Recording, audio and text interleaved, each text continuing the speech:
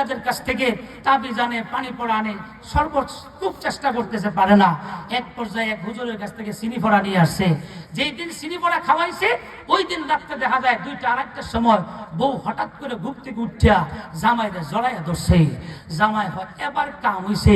দীর্ঘ 5 বছর পর্যন্ত চেষ্টা করলাম, আমার বউটাকে আমি আমার সাথে মিলাইতে পারলাম না।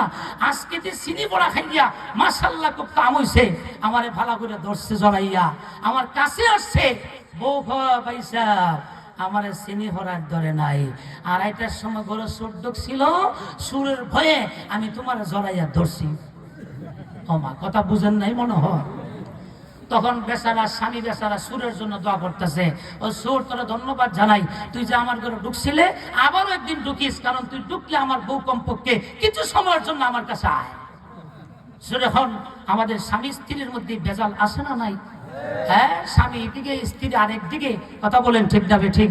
এই জন্য আপনাদের সকলকে বলে দিচ্ছি ভাই, একটা চমৎকার ঘটনার মাধ্যমে স্বামী যারা আছি আমরা শিক্ষা নেওয়ার চেষ্টা করব। মা বোনদেরকে বলছি আপনারাও শিক্ষা নেওয়ার চেষ্টা করবেন। আমার ভাই, রমজান মাসের ঘটনা, আল্লাহর নবীর কলিজার টুকরা হযরত ফাতেমা রাদিয়াল্লাহু তাআলা আনহা, সেই ফাতেমাকে আল্লাহ পাক আল্লাহর হাবিব আলীর কাছে বিয়ে দিয়েছিলেন। আলী এবং ফাতেমা দুইজনের দাম্পত্য জীবন চলছিল, চমৎকার একটা ফ্যামিলি আমার ভাই। যদিও ফ্যামিলিটা ছিল খুব অভাবের, দিনের পর দিন চলে যেত, সপ্তাহ চলে যেত, 2 সপ্তাহ 3 সপ্তাহ চলে যেত, চুলায় আগুন হতো না। কিন্তু এত দারিদ্র ফ্যামিলির ভিতরে স্বামী এবং স্ত্রীর মধ্যে ছিল ঐক্য, স্বামী এবং স্ত্রীর মধ্যে ছিল উলফত আর মহব্বতের সম্পর্ক। কথা জুড়ে বল ঠিক কিনা? আমার ভাইয়েরা বন্ধুরা, চমৎকার একটি ঘটনা, আশা করি আপনাদের ফায়দা হবে। রমজান মাসের ঘটনা আমার ভাইয়েরা বন্ধুরা। একদিন আমার ভাই সাহারি খাইলেন, হযরত আলী এবং ফাতেমা একসাথে সাহারি খাইলেন।